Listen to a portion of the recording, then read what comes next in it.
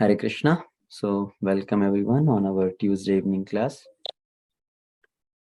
Om Jnana Timirandhasya Jnananjana Shalakaya Chakshurunmilitam Yena Tasmai Shri Gurave Namaha Mukam Karoti Vachalam Pangum Langhayate Girim Yat Kripa Tamaham Bande Shri Guru Dinatarinim Paramananda Madhavam Shri Chaitanyeshwaram Namo Vishnupadaya Krishna Prishthaya Bhutale Srimate Bhaktivedanta Swami Tinamine Namaste Saraswati Devi Gauravani Pracharine Nirvishesha Shunyavadi Paschatya Deshatarine Jai Shri Krishna Chaitanya Prabhu Nityananda Shri Advaita Gadadha Shrivas Adi Gaura Bhakta Vrinda Hare Krishna Krishna Krishna Hare Hare Hare Ram Ram Ram Hare Hare. Hare Krishna. So once again, welcome everyone. So we are discussing Nectar of Instruction, text number 4. The last time we started discussing text number 4 and we discussed some overview of that.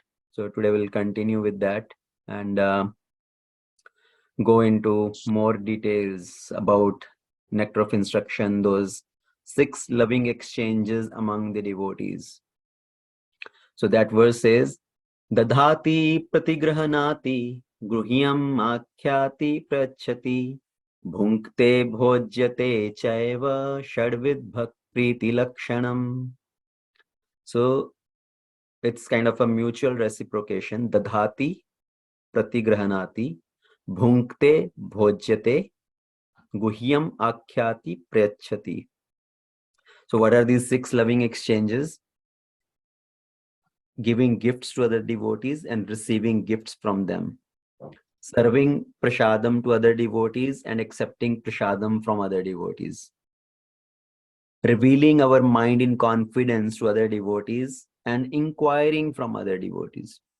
So these are the 6 mutual loving reciprocation. Basically, there are 3 things which is mutual reciprocation. So gifts, prasadam, and inquiry. Right? So when we do mutually these things with other, it becomes total 6 items. So those are the 6 loving reciprocations.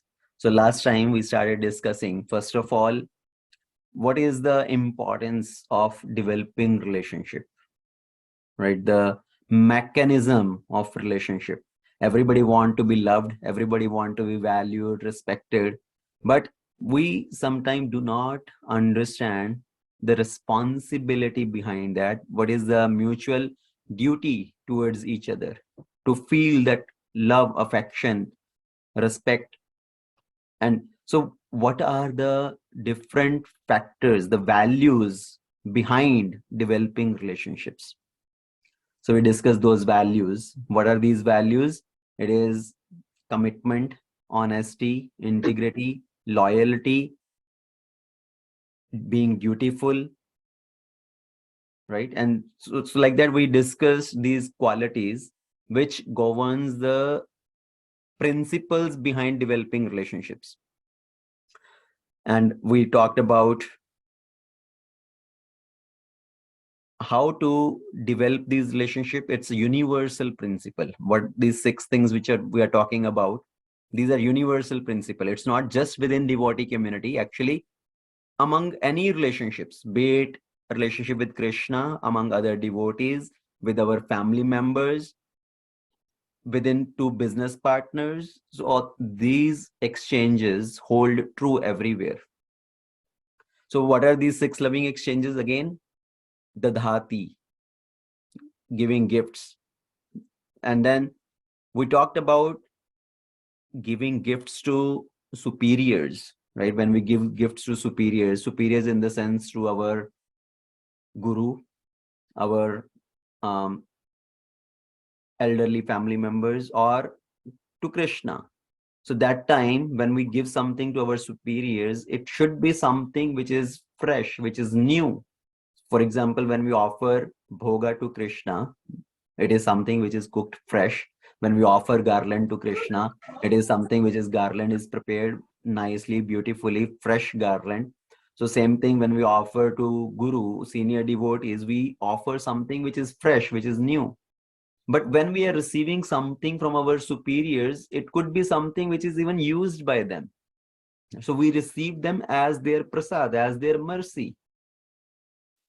As Uddhava is speaking to Krishna, Srimad Bhagavatam 11th canto, Uddhava is talking to Krishna. Uddhava is mentioning Tava yukta bhukta Tava upbhokta srag gandha vasa alankara charchita उच्चिष्ट भोजनो दासास्तव mayam jahei me. So he's saying whatever decorations you have used, whatever has decorated your body, be it garlands, be it the fragrant oils, be it your clothes or ornaments. So whatever you have already enjoyed, and even the remnants of your food, remnants of your meal, which becomes as a prasad. So your servants very happily accept all these because they conquer the illusory energy. So from the superiors, especially from Krishna, from Guru, we accept the things which they have used. We take the Mahaprasad of Guru also, because that removes the influence of illusory energy. Now, when we deal with these 6 different exchanges, so today we will talk about these 6 exchanges a little more in detail. How we exchange that with Krishna, how we exchange that with devotees, how we exchange that with our own family members, relatives, friends. So last time I was talking about few examples, right? I mentioned some of the examples, how some devotees had a reciprocate, right? Some devotees sometimes reciprocate, and I quoted some examples. Somebody gave some gift to me. So one disclaimer, when we are talking about these principles, this is in journal. Nowhere the intention is that everybody should give me gifts. I was remembering one incident actually. You're caught in your own lies. Once I know Jugal Kishore Prabhu was giving class on Radhashtami. He was speaking on the importance that whoever is sitting on the Vyasasan, when they are giving class, they are offered some garland, they are offered nice seat to sit. And the devotees, they realized they had forgot to offer garland to Jugal Kishore Prabhu. So immediately somebody got up and brought the garland and offered to Jugal Kishore Prabhu. And Prabhu said, say, I'm telling this I'm not asking for garland. I'm just mentioning these things. So same way, it should not be understood that, okay, somebody is asking for these gifts. So these are a universal principle, how as a community, we should be developing mutual loving relationships. So how we exchange with Krishna, first of all. So when we are exchanging some gifts with Krishna, when we are offering something to Krishna, or we are offering even the food items to Krishna, it's not the content of the gift which is more important. It is the intent, the intention behind that. Of course, both intention and the content of the gift are important, but more important is the intention behind it. Sometimes we may be thinking, oh, I want to offer chappan bhoga. So we are rushing, preparing all these different hundreds of items. But somewhere the intent, we are focusing so much on the content, how many quantities we want to offer. But while preparing those different items, the intention behind that is lost, the pure intention. Sometimes we are rushing so much that the item is burnt also, or it's not cooked properly, because we are focusing on quantity. So yes, both intent and content of the gift are important, but more important is the intention behind that. So when we talk about intention, even if we cannot give our heart to Krishna, then we should give something which is in our heart. Right now we are not in a pure state of consciousness, so we are not able to offer completely our heart to Krishna. But then we should offer something which is dear to our heart, which is in our heart. What is that? Somebody may have closeness to money, right? Somebody has so much money is in their heart, somebody has something else in their heart, so we give to Krishna whatever is in our heart. As Krishna says, patram pushpam phalam toyam.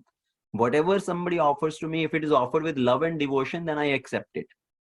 So when somebody says, oh, I cannot give anything right now, but in future I will give big donation, actually that's a wrong mentality. So we should understand donation is not an act, it is an attitude. So no matter how much we have right now, we need to develop that attitude of giving. If you cannot give too much, okay, at least give little bit something, right? When we go to the temple, just give something to Krishna. If you are not signing up for, let's say, monthly donation program or something, at least when we go to temple, we should give something to Krishna, even if not big amount. It's not that I have to give thousands of dollars to Krishna every month. Giving little bit something. So that's the attitude of giving. Not thinking, oh, today I have a small house or I am this much little income, so I cannot give, but in future I will give. No, it's the, जैसे हिंदी में बोलते हैं ना, जगह तंग परंतु दिल खुला. It's not about the matter how big space you have or how much you have. It's about how big is your heart. So example of Rupa Goswami, Sanatan Goswami, before they became Goswamis, they, even that time, they were spending so much of their wealth to maintain that Vedic culture. Yes, of course, when they gave up everything, when they gave up their positions of the finance minister and prime minister to Nawab, they completely surrendered at the feet of Shri Chaitanya Mahaprabhu. They went to Vrindavan. At that time, they donated all their wealth. Actually, they donated 50% of their wealth to Krishna service. 25% they distributed among their relatives, and 25% they kept for emergency. So one may say, well, Rupa Goswami donated that much wealth only when he retired. But right now we are working class, we have a family to maintain and everything. So we will also think about giving when we retire. But actually, if we see Rupa Goswami, he was maintaining the Vedic culture earlier also. They had built a replica of Vrindavan, actually in Ramakeli, where they were staying. In the backside of their house, in their kind of a backyard, they had built a replica of Vrindavan. So it's not about how much we can give, but what is the intention behind when we give to Krishna. So Krishna doesn't say what we are offering to him, right? What is in the front, what we are keeping in front of Krishna. But Krishna is saying what we are hiding behind. Hiding behind means what is hiding in the heart. What is that intention? So reciprocating with Krishna with the proper loving reciprocation, loving affair, and then with devotees, how to deal with devotees. See, some people, so with devotees, with our family members, we need to understand what is this called love language. Everybody has a different love language actually. Some people like to get gifts. For some, the word of appreciation is most important. And for some, quality time is most important. So these are called the different love languages. And we need to understand, we should try to learn to understand what matters the most for somebody. So for somebody, just the word of appreciation is a big deal. All I expect from you, at least offer some appreciation, some acknowledgement, what all I'm doing for you. So when we want to respect somebody, for that also, there is a science behind it. One is called third party appreciation. Another one is called a second party appreciation. And the third category is first party appreciation. What does these mean? So first party appreciation means you, in one-on-one, you just appreciate that person. that, oh, I admire you a lot, I respect you, I like what all you do for me. So face to face, just acknowledging that person, reciprocating with that person, honoring, respecting that person. Second category is, the second person is, you glorify that person in front of somebody else when this person is not even present. So what happens is, you told some third person about this person, oh, I like that person, I like that Prabhuji a lot, he is such a nice devotee, he is such a gentle person, he is such a good speaker, he does service so nicely. So you're not telling that person directly, but you're telling to somebody else about that person. So what happens is, when that other person meet this devotee, he will tell, oh, this Prabhuji was glorifying you so much, he admires you so much. And then this person saying, oh wow, he respect me so nicely, he so much. So that is another way of respecting. And the third party glorification, third party honoring respect is, you offer respect to that person in front of somebody else. So let's say three people are standing, you are there, this person whom you want to respect is there, and the third person is there. So respecting that person in front of somebody. So these are the different ways of respecting somebody.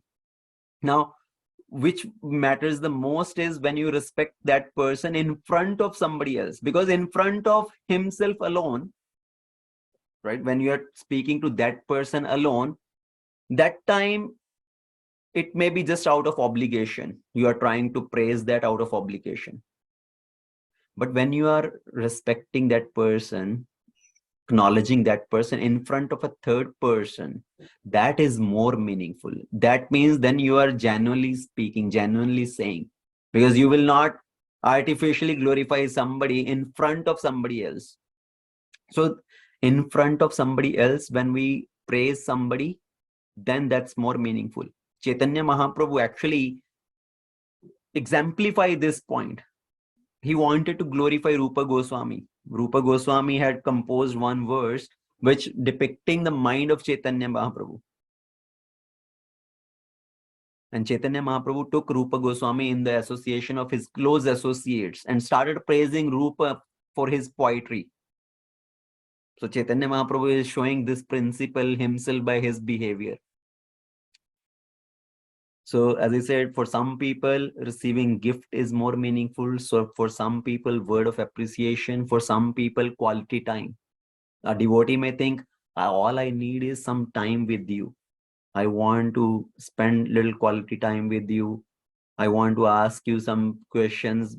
So if somebody want to ask you question and you don't have any time for him, he will feel, oh, all you matters for you is just, okay, you want to come and in a big class give big lecture, but you don't have a personal time for me. So they don't feel that personal connection. See, we need to deal with people based on their emotional level. In modern terminology also, there is something called emotional bank balance. Emotional bank balance is basically where you are depositing when you are having a warm reciprocation with somebody. So you are depositing in that emotional bank balance when you have some positive interaction with somebody. But if we are having little critical behavior, insensitive behavior towards somebody, being rude to somebody, that is like withdrawal from that emotional bank balance. So now it's our choice. Do we want to deposit in that emotional bank balance, or we want to always withdraw from that emotional bank balance? So in all our relationship, we have that emotional bank balance. With each and every relation, we have that emotional bank balance. So you have an emotional bank balance. So I will say, let's say myself, I have an emotional bank balance with Suresh Prabhu, with Rahul Prabhu, with Vijay Prabhu, with Malti Mataji, Chitra Mataji, Ankita Mataji. So everybody, with everybody, for each and any individual person, we have emotional bank balance. So with every emotional bank account, are we depositing or always withdrawing? So our bank balance in that emotional bank balance should be the positive one, not the negative one. Right? So For example, how we deal with others. I will give just some basic examples here. On birthdays or anniversaries, we try to wish everybody. We send their birthday message, birthday wishes, or anniversary wishes. Why is that important? Is because birthdays, anniversaries, they are like the rite of passage. On those days, the receiver's heart is soft, and it is the best time to share and spiritualize that occasion and make it more Krishna centric. So we cannot reject that occasion saying, oh, this is all material, it's all on bodily conception. We are not the body, we are the soul. What is so big deal in about wishing somebody birthday wishes or anniversary wishes? So, but that also is important actually, because that person's heart is soft on those special occasions, and we can spiritualize that occasion. Actually, in Buddhist tradition, their concept is, oh, we have lived so many lives, we have been to so many different lives, so practically every day is a birthday or death in some lifetime. What is so special about it? What is so special to celebrate it? But we cannot demonize it in that context that, oh, you have been in so many lifetimes, what is so big deal about this having birthday celebration or something like that? So if a devotee goes to the temple president and tells, oh, Prabhuji, today is my birthday, and just imagine if the temple president asks, so how old is this tool bag? How will you feel if somebody tells you like that? So how old is that stool bag? So what is so big about this, right? It's a body, it's a bag of stool, flesh, urine, blood, and all that. So what is the so big deal about it? So that's so cold-hearted. And the devotee will feel so much repulsion. Will he feel attracted towards that person to develop any relationship with that person? No. So we cannot minimize these things also. So we have to learn the art how to make somebody more comfortable. Another example is, now just consider a completely different scenario. So a temple leader, when a devotee does a lot of service, so he asks him, oh, go to the office, temple office room, and there is something for you. And he goes there, and there is a big cake for him to enjoy in appreciation for all his service. So that's why we have this temple appreciation dinner, right? Once a year, volunteer appreciation dinner to kind of appreciate the devotees for their service, because it's voluntarily. So if somebody is doing any service, first of all, we should understand, oh, it's all voluntary. So they are spending their time, energy, the devotees who are giving donations to the temple. So just in acknowledgement for all their services, their contributions, there is a reciprocation, appreciation.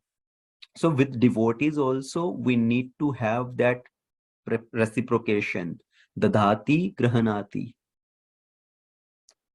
Bhunkte bhojyate. So gifts, the prashadam itself is also one example of gift only, right?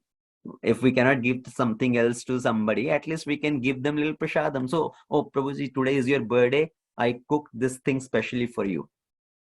Oh, Mataji, today is your birthday. I cooked this thing specially for you. So that is also, in one sense, one gift. And that's the best gift actually you can offer. Because the connection to the heart goes through the stomach. Have you heard that statement? Right? Connection to the heart is through the stomach. So when we feed somebody nicely, that's how we develop a loving relationship, loving exchanges with them. So feeding somebody itself is a gift. We don't have to give any other material gifts. Actually, in our devotee circle, we do not encourage much about giving some other material gifts. It's all about spiritual gifts.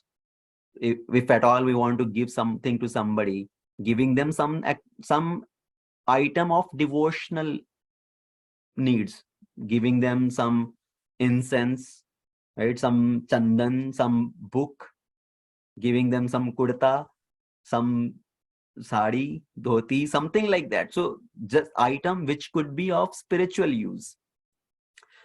And the best is prashadam. So devotees having that exchange, and then now understanding with family members. We need to have that exchange with our family members also. Because sometimes what happens is when we come in spiritual practice, right, devotional practice, when we start practicing Krishna consciousness, when we understand this four regulative principle and we have made little progress, what happens is sometimes we become fanatic and we started considering everybody as if they are demoniac people. Our family member, they are not following maybe the four regulative principle, or maybe they are not chanting 16 rounds like us. And if we start considering them, oh, see, look at me, I am such a good devotee, I am a spiritual person, and you are not even following these principles, or you are eating onion garlic, as if they have become like a demoniac person, and we want to cut off all relationship with them. We stop talking to them or having any exchanges with them. So that's the worst thing, actually, the worst type of behavior. So we should understand, see, we also have come from that same background. We also have come from that level. Yes, with mercy of Krishna, with mercy of Guru, devotees, now we have come to better association and we are learning these principles and we are trying to practice these principles. But we should not try to demonize others, minimize others. So we have to do Loka Sangraha, not Loka Sangram. Right? Krishna uses this word in Bhagavad Gita. Loka Sangraha versus Loka Sangram. We don't have to start developing kind of enmity with others. Oh, you are so fallen. I am so much elevated. So with family members, with friends, relative also, we need to maintain that loving reciprocation, not showing them, giving them kind of an inferiority complex. So I am so superior and you are so inferior. So when we meet our family members, relatives, these exchanges we should have with them also. So if we give them some spiritual gift, some book, some other devotional items, so we can spiritualize that relationship also. So we can give them prasadam also, right? We can sometime invite everybody, or when we go to some relative's house and we can say, okay, today let me cook for you. So let me cook from my side and I will offer, and let me feed everybody. So in that way, we spiritualize their life also. Because as we say, prachar se acharan acha, right? Rather than teaching everybody every time, we can show them by our behavior, by our example. If we behave in that nasty way, oh, you are like this and that, you are useless people, you don't even follow these, what kind of impression we are giving them? That person will think, oh, now you have little bit started doing something and now you are taking a stick and beating all of us. So rather than engaging in Krishna consciousness, they will run away from Krishna consciousness. If this is what Krishna consciousness is, we are okay far behind from it. So we don't want to get close to this. So we don't want to repel them, but we want to attract them to Krishna consciousness. And that can happen only by our good behavior. Right? So having that loving relationship, loving exchanges with our family members also. Now, we talked about this Dadhati principle. And same thing actually in ISKCON temples also, that same principle applies. In temple, what we say, there is a Sunday feast program, Sunday love feast. What is done in Sunday love feast is everybody is served prasadam and distributed to everybody. So the word love feast actually came from that hippie jargon. So we invite people to come to temple and we serve them prasadam. So same way, the people, they come to temple and they can offer something to the temple in terms of their monetary contribution or their time, giving their time for some service. A lot of people come, they do some voluntary service, they do pot washing. Many devotees, many people, they come, just they do pot washing for 1 hour, 2 hours. Some people come, they do brooming, they broom the temple hall. Some people come, they just distribute prasadam, they serve out prasadam. So people, devotees take up different services in the temple, and in exchange, temple is also giving them a lot. We should not think, oh, I am giving money to the temple. We are receiving much more from temple, what we can give to the temple. Just imagine, one plate of prasadam, right? If you have to go to a holy place and take that prasadam from the holy place, how much from kind of a materially calculation also, if we just think, how much it will cost? If you want to take Vrindavan Prasad, how much will it cost you?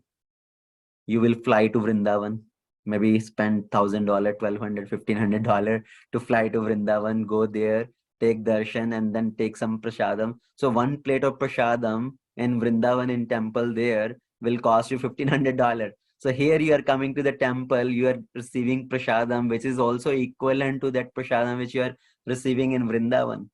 So what we offer to temple in exchange is nothing actually what we can offer. And temple is giving us so much knowledge, the wealth of knowledge which we are receiving, right? Weekly classes which are happening there, devotees are spending their time and energy in preparing and delivering those Bhagavatam lectures and Bhagavad Gita lectures. So in terms of knowledge, what we are receiving from temple, in terms of prasadam, what we are receiving from temple, there is no way we can equally pay for that actually. So whatever little we contribute is nothing in comparison to that. So in the temple also we have that exchange. We serve prasadam to devotees, they contribute in whatever way it's possible. And now this exchange of prasadam, Prabhupada has set up a wonderful example. Bhunkte bhojyate. So giving prasadam is a must actually. So in all our programs, all ISKCON programs, sometimes ISKCON is considered as a kitchen religion. That's another word used for ISKCON, kitchen religion. Because all our events, prasadam is a must. Either it's our Bhakti Vriksha programs, right? Home programs, either it's a temple program, Sunday feast program, or any other temple program, any apart from Sunday feast also, if we organize any program in temple, prasadam is a must. Because Prabhupada had set up that standard that no matter what occasion it is, if we are having any celebration, any gathering, there must be prasadam. And in earlier days of ISKCON, if nothing else was there, Prabhupada will simply cut an apple and give the slice to everybody, right, as prasadam. So at least something is there. Once Prabhupada actually, he used to keep books at one shop. Very early days of ISKCON, before ISKCON started as a big organization, in first year of Prabhupada when he came to New York. So he started keeping some books at a shop, and a lady came there once. He took the book and she casually told, "Oh, you are Indian. Actually, I like this Indian samosas." And next day, Prabhupada actually brought full tray of samosas. So that is the example of bhunkte bhojyate, right? Bhojyate, giving something, some prasadam to somebody. So she had casually mentioned, I like samosas a lot. And Prabhupada brought a whole tray of samosas. This is how to connect with people and how to attract people. Prabhupada used to keep that big bowl of gulab jamuns at the storefront, the first storefront where the first Krishna center started, right? And that gulab jamun, they were known as ISKCON bullets. So the devotee, the earlier day, those devotees, they used to say, sometime I feel like leaving, but then I think of gulab jamuns, I don't want to leave this. I'm staying here because of this only. So just by prasadam, we can attract people. Most of the people actually, how they connect with ISKCON, the ISKCON temple, the programs, Bhakti Vriksha program, because of prasadam. Right? Many people will tell their stories. What I like the most in ISKCON, what I like the most in the program, I loved prasadam. I was coming only for prasadam. And slowly, they kept listening to the classes, listening to the lecture, and their attraction grew, and they started listening, understanding the philosophy. They started chanting, but it started from prasadam. So bhunkte bhojyate, it's very important. And there's another wonderful example or a story. Prabhupada, when he started developing this project, the Mayapur temple, the Vrindavan temple, and Prabhupada wanted to make these temples as kind of the headquarters, right? The Mayapur project and the Vrindavan project, they're like the ISKCON headquarters. So Prabhupada wanted to bring more contributions to cultivate, to develop these projects. And at that time in America, there was one Radha Damodar bus party. So these devotees, they will go in the bus party and distribute books in bulk. So bus Sankirtan party kind of. And Prabhupada, when he came to know that these devotees are distributing a lot of books and they are collecting a lot of money, Prabhupada wanted to bring that money to India, utilize that money to build temples in India. And Tamal Krishna Maharaj that time was the kind of a leader of that Radha Damodar bus party. So when Tamal Krishna Maharaj was visiting India, and Prabhupada wanted to talk to him about this idea that I want you to bring that money to India, whatever the big collections are happening, to use to build temples in India. Now, if right away, straightforward, that proposal is given, the devotee may feel little awkward, shocked that we are distributing books here, we are collecting all that money, and why Swamiji is asking to take that money to India and build the temples in India. We want to utilize for building projects here in America. So, but Prabhupada wanted to give that proposal, and when Tamal Krishna Maharaj was visiting, Prabhupada actually invited him. He invited him to his quarter when Prabhupada was in the Radha Damodar temple. So he asked his personal servant to cook nice prasadam. So nice prasadam was cooked, and Prabhupada invited Tamal Krishna Maharaj to take prasadam with him. He made Tamal Krishna Maharaj to sit next to himself. And Tamal Krishna Maharaj, he is Prabhupada's disciple. And Prabhupada is asking his disciple to sit next to him on the same level. And Tamal Krishna Maharaj felt very awkward, but Prabhupada insisted, no, you sit here. So Prabhupada fed him nicely, and Prabhupada was telling, oh, he likes this item very much, give him this item more. And then after that, Prabhupada told, so Radha Damodar bus party is collecting a lot of money by distributing books. My proposal is to bring that money here to build these temples. And when Tamal Krishna Maharaj heard this, actually, he could not say no to Prabhupada. After this nice Prabhupada's treatment given to him, he could not say no, and he immediately agreed. And Tamal Krishna Maharaj actually writes later on in one of his book, The Servant of Servant. That is a book by Tamal Krishna Maharaj. In that book, he writes that I was pleased to be tricked by my spiritual master.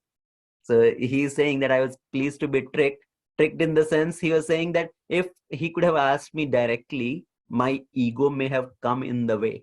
Oh, I am the leader of this party, this Sankirtan party. I am collecting this much money, and it's up to me how I want to use this.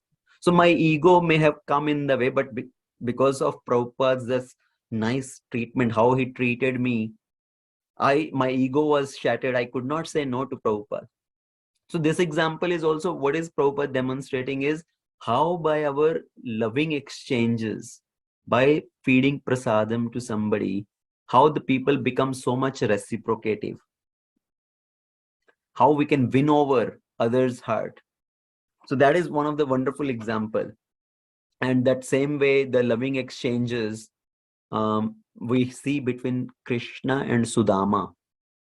When Sudama decided to go to Krishna finally, when Sudama's wife insisted so much, why don't you go to your friend? So Sudama said, okay, I will go, but I will not ask for any help. If he gives himself, offers anything, I will accept, but I will not ask him for some help. So Sudama's wife said, okay, that's fine, you at least go. And then Sudama thought, I am going to my friend after so long, I should take some gift for him. So see again the principle of bhunkte bhojate and dadhami. I should give something to my friend. I should take something, and there is nothing in the home. So Sudama's wife went to different neighbors' houses. From 5 different houses, she brought little something, chipped rice. So all that what Sudama could collect, right? Little chipped rice, little poha. Some people called sattu, Sudama ke sattu. Some called chipped rice, some called poha. So Sudama, that's what he made a bundle, little potli out of that, and with that he went to Dwarika. So at that time, Krishna, what was Krishna's reciprocation with Sudama? When Krishna, now this is a very long pastime, I'm just telling in very brief. The main class is not about this Krishna Sudama pastime here. I'm just talking about that principle of dadhati pratigrahanati and bhunkte bhojyate. So Krishna, the way Krishna reciprocated with Sudama, Krishna worshipped Sudama. He made him sit on his throne, washed his feet, and then served him nicely. And then later on, Krishna asked, did you bring something for me? Because Krishna in everybody's heart, right? Krishna knows that Sudama is feeling hesitant to give that gift which he has brought to me, thinking that it's so minor, so insignificant. So he's feeling hesitant to give that. So Krishna snatched that out of Sudama's waist and Krishna started eating that. Now, while eating that chipped rice also, with every morsel, every bite of that chipped rice, Krishna is giving abundance of wealth to Sudama. And finally, Rukmini Devi had to stop Krishna, that you are giving everything to Sudama. And Krishna said, actually, what I have given to Sudama is nothing in comparison to what Sudama has given to me. How is that? Sudama gave only handful of chipped rice and you are giving him abundance of wealth, the wealth of all three worlds. So how is that not even equal to his gift? Krishna said, see, the exchange has to be equal. Sudama gave me everything what he had. That's all he had. So he gave me whatever he could afford. He gave me everything what he had. So if the equal reciprocation has to be there, then I have to give him everything what I have. Then it will be equal reciprocation. So that was Krishna's policy, exchange in equal. So in material context, it may be not possible, right? It may be insignificant. But from the intention point of view, here Krishna is also not looking at the content. Krishna is looking at the intent behind that. So in Sudama's reciprocation with Krishna, this is the example of both Dadhati also and Bhunkte Bhojate also. Because Sudama gave the gift and he gave the gift of some food item. So now this is a wonderful example which I mentioned. There are another examples also from the lifetime of Chaitanya Mahaprabhu, from Krishna, from Prabhupada. We see so many such examples of loving exchanges. Prabhupada gifted his watch to his disciple because he liked the watch of Prabhupada, and Prabhupada said, okay, you take it. So like that, Prabhupada had such a loving exchanges, and because of those loving exchanges, the devotees were willing to do anything for Prabhupada. They dedicated their whole life for Prabhupada. Prabhupada started this lifetime membership program. So what is the intention behind that lifetime membership program? Was it simply that, okay, people will, because of this policy, people will give some money to us, to our organization, for the organization to grow? No. See, Prabhupada started this lifetime membership so that people will give their little contribution. And in exchange, what Prabhupada was saying, that we will give them the facility that they can stay few days in our temple guest house. Because they are not as dedicated to dedicate their life, but at least when they are engaged in their occupation, when they will travel for their business, maybe they will come to our guest house, stay here for 2-3 days that time.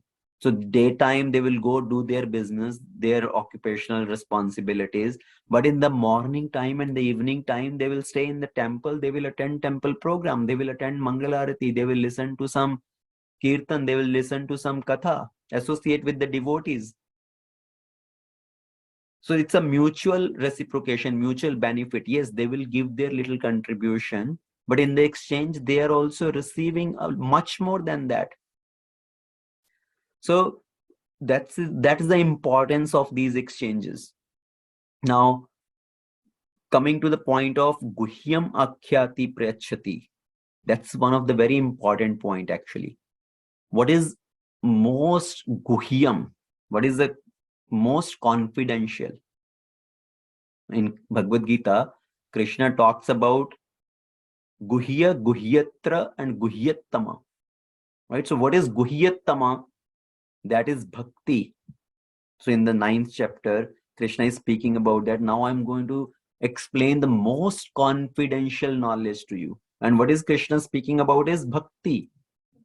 Because the top goal is bhakti.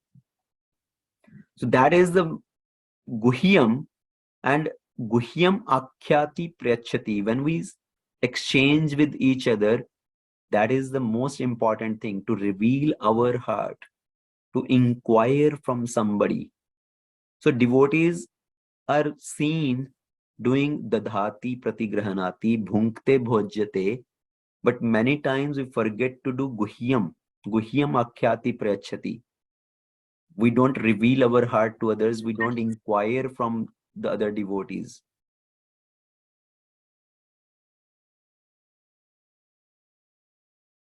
We are forgetting to open up our heart and ask them, oh, I'm feeling challenged in this aspect of my devotional life. I am having challenge in chanting. I am having challenge in coming to program. I'm having challenge in regular reading. Or I'm having challenge in regular hearing. So we are not opening up our heart to inquire about these things. Right? We may develop other relationships. We may go to other devotees' house and give them prasadam. But this guhyam akhyati, which is most important, is not happening.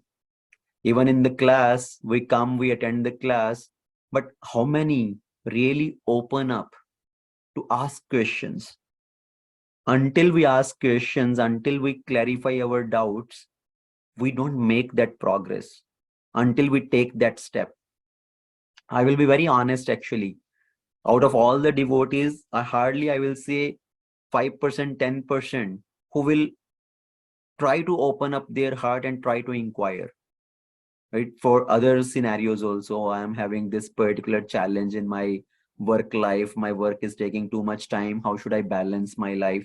Or this family activity is taking too much toll on me. How should I balance with my spiritual activity? So they are not opening up their heart. So the progress is also naturally very slow. It's a correlation there. There's no secret behind that, actually. If we don't open up our heart to ask for our challenges, we don't make a progress. So when senior devotees come, when sannyasis come, we should take that opportunity to open up, to ask questions, ask about our challenges, how to overcome those challenges, to continue to make progress.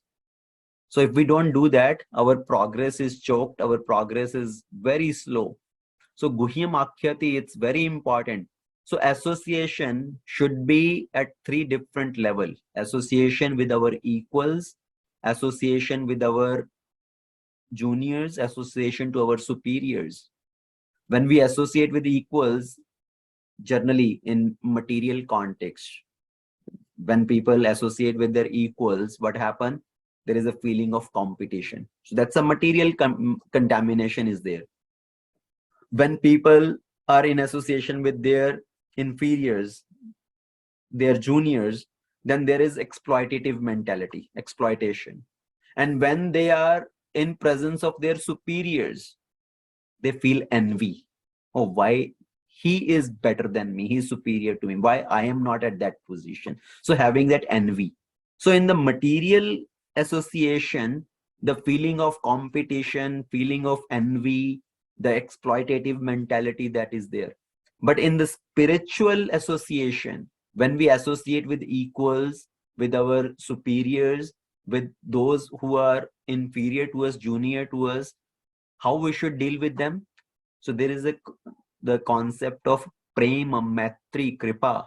When we are in association of our superiors, we should show our love and affection for them, our service to them. When we are in the association of equals, we should develop friendship. When we are in association with our inferior, somebody who is junior to us in spiritual progress, we should show mercy, kripa towards them, guiding them how to make progress. So that feeling of competition, envy, exploitativeness should change towards prema, towards friendship, towards mercy for others. So that is how we should associate with others. And then association also, actually, it should be sajatiya, sanigdha, and swatovara. These are the words used in scriptures. Sajatiya. So having friendship with people of the same mindset. Sajatiya. So actually, in that context, there is a story in Mahabharata. And Bhisham Pitama tell this story to Yudhishthira Maharaj. There was once a rat in the forest, and this rat, he was living in a hole in the tree, and sometime that rat will come out to play around in that area. And there was a cat also, and the cat is naturally enemy of the rat, and cat is looking to swallow that rat. So once that cat, a hunter, Vyad, had come and he put some net, and that net was something like the three metal strips. So the cat was caught up into those strips, the net of that hunter. So at that time, when the rat came out, he saw the cat is caught in the net of the hunter, and the rat became very happy, and he started jumping around. And the cat was telling, please release me from this net. You can cut open this net and make me free. And I promise you, one day I will also help you. I will not eat you. I will not kill you. Please help me in this time. So the rat said, no, if I help you, now you are saying that you will not eat me up, but as soon as you become free, you will swallow me. So I don't want to help you. So the rat started going a little away. And at that time, he saw one eagle in the sky. And the eagle is sitting on that branch and looking at this rat. His eyes are at the rat. He wants to pound onto that rat and swallow it up. And the rat became very afraid, and he started running. And his hole, the rat hole, was a little far away. And the eagle in the meantime will come and catch hold onto the rat. So the rat came running towards the cat, and he said, please hide me under your body. I will help you in exchange. You protect me from this eagle right now. I will just come and sit behind your body, under your body, and then I will cut off your net in exchange. So the cat agreed. The rat came and sat under the body of the cat. The eagle could not come and attack on that rat. And finally, after waiting, the eagle flew away. So after that, the rat came out from under the body of the cat. And now, to fulfill his promise, the rat, he cut open 70% of the net of the cat. And the final strings of the net where the cat's mouth is stuck, he did not cut open that. And the hunter is now coming closer to finally catch that cat which is stuck in the net. And the cat is telling, release me. I promise I will not eat you. And the cat said, see, if I free you right now, you will immediately catch hold of me. So the rat waited and waited and waited. When the hunter became very close, then he cut open the final strings of the net. The cat will also run away to escape from the hunter. And in that meantime, rat also went and hid inside his rat hole. So both cat and rat, they helped each other in that situation. Now next day, the cat came and he started calling out to the rat, come, now we are friends. Let's play together. And rat said, you and my friend? Says who? Since when we became friends? The cat said, see, yesterday I helped you and you helped me. So didn't we become friends? Cat said, that was the need of the hour. I had a need from you. I wanted to escape from that eagle, and you had a need. You wanted to escape from the hunter. So we had kind of a business deal. But we naturally are not meant for being each other's friend. Friendship has to be done with equals, with equal-minded people. The birds of same feather flock together. Right? So This story, Bhisham Pitama is telling Yudhishthir Maharaj. So just imagine, he's telling the story of a cat and rat. Why? To make this point that one should make friendship with equal-minded people, with people of the same type of mentality. Sajatiya. So when we want to progress in spiritual life, we should cultivate friendship with devotees with whom our nature matches. See, among devotees also there will be people with different nature. No matter, yes, they are also maybe good devotee, but somehow our frequency does not match with them, right? So somebody maybe more inclination towards one particular type of service or one particular type of dealing, and our nature does not fit that, our nature does not match that. So we need to make friendship with devotees with whom our frequency matches. So there is nothing wrong in that. It's not that we are criticizing those devotee or blaspheming those. It's just that we want to cultivate friendship with whom we go along with. So developing friendship with sajatiya, with equal nature, like-minded people. Then snigdha, the friendship has to be smooth. There should not be no duplicity. The ghee, another name for ghee is snigdha, because the ghee, what is that? It is so thick and smooth. Right? So snigdha, that's how the relationship has to be developed, which is smooth and without any duplicity.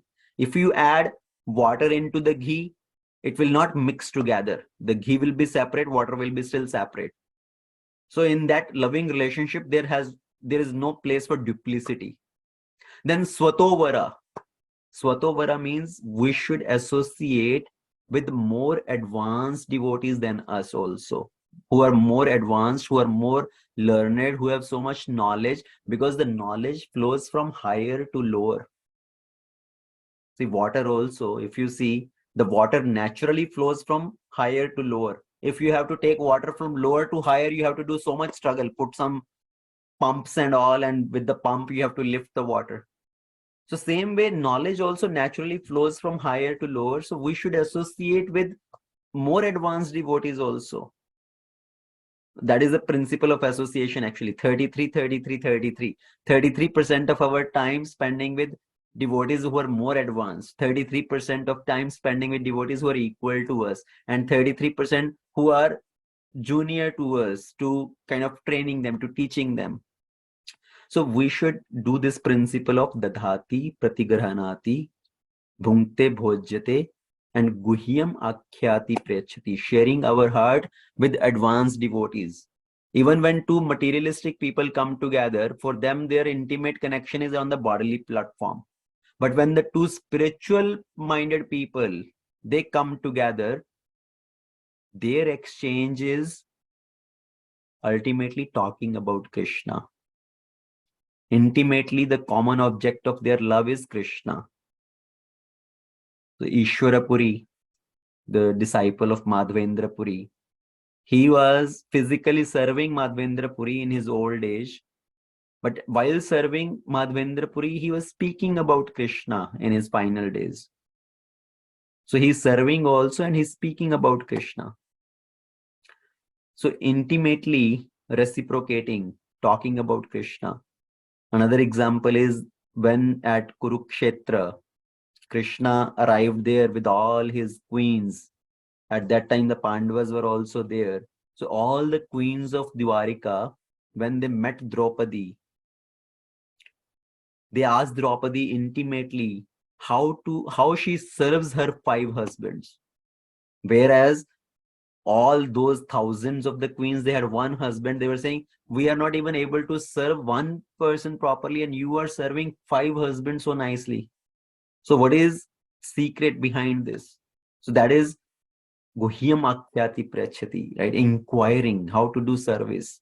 Draupadi replied how she is the first one to get up and she is the last one to sleep. How she serves each of her husband diligently, with affection and care, taking care of each one's needs. So talking about philosophy, talking about service, Both are under the category of Guhyam Akhyati Priyachati. Prabhupada also demonstrated these 2 points.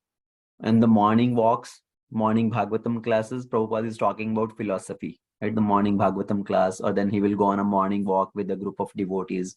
So during that time, he is discussing philosophy, which was spontaneously coming up, right? Prabhupada will bring up on every little thing he will see here and there, and he will link philosophy with that. Once he saw the dry grass or the dead branch of a tree, he asked, why is this branch dead, or why is this grass dry? Because it has separated from the root. So like that, we are also have separated from our roots. We have separated from Krishna. That's why we are feeling misery in this world.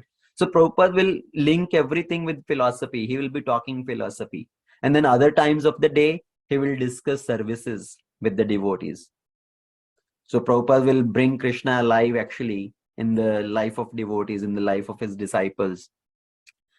And he himself showed how to spread the bed sheets, how to cook for devotees, how to manage the temples. So he showed all this by his examples. So exchanging our mind, or kind of revealing our mind to others, to inquire from them, that is Guhyam Akhyati Priyachati. When we do these 6 exchanges with devotees, that strengthen our relationship with devotees. So these are the 6 loving reciprocations. Again, understanding the love language, what matters the most to somebody within devotee circle, also within our family members, in our relative circle also, and how we can spiritualize that relationship, how we can try to bring everybody closer to Krishna in that way. So I will stop here. Thank you very much. Srila Prabhupada ki jai. If anybody has any quick question, comment.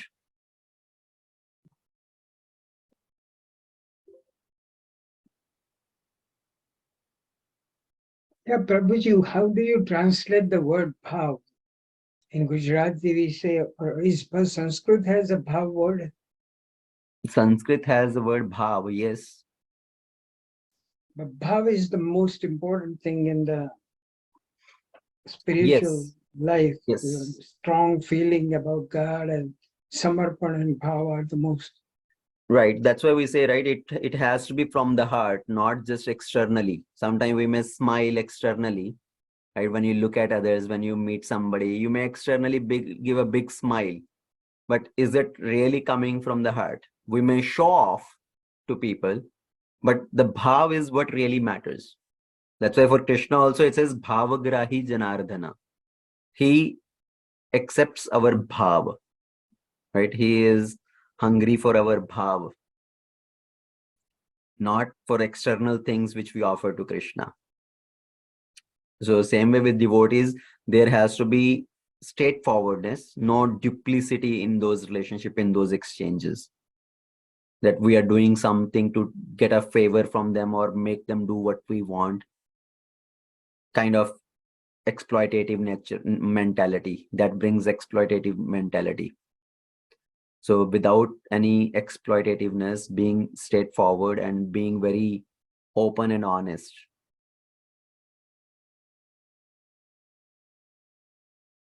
The question is, Prabhuji, the Rupa Goswami, I know Sanatana Goswami, Jiva Goswami were related, right? No, All three are related. Sanatan and Roop and Sanatan, they are brothers. Oh, Rupa, and Yeah, so Jiva Rupa Goswami is separate. Jiva Goswami is their nephew. Okay. So Jiva Goswami is the son of their 3rd brother, Anuttama. So Rupa Goswami, Sanatan Goswami, and one more. They're 3 brothers. Jiva Goswami is the son of the 3rd one. So Jiva Goswami is nephew of Rupa Goswami and Sanatan Goswami. But all of them are very, very smart and very good scholars in Sanskrit. Yes. Jiva Goswami was one of the biggest scholar of that time, who composed so many scriptures, who wrote so much literature. And so does Rupa and Sanatan. But Sanatan was the original, Rupa was the second one, and the Jiva came later, and he did a lot more even. Yes. Hare Krishna. Hare Krishna. Okay, so I know I gave so many examples for these loving exchanges from Prabhupada, from Chaitanya Mahaprabhu, from Krishna himself. So hopefully we can learn from these and develop mutual loving relationships. Because this is as a family, right? When we say we are one big family, and family means when we all try to understand each other and develop relationship with each other, then it's really a meaning of family. Okay, if no other question, comment, we'll stop here. Thank you very much. Srila Prabhupada ki jai. Ananta Koti Vaishnav Vrinda ki jai. Jai.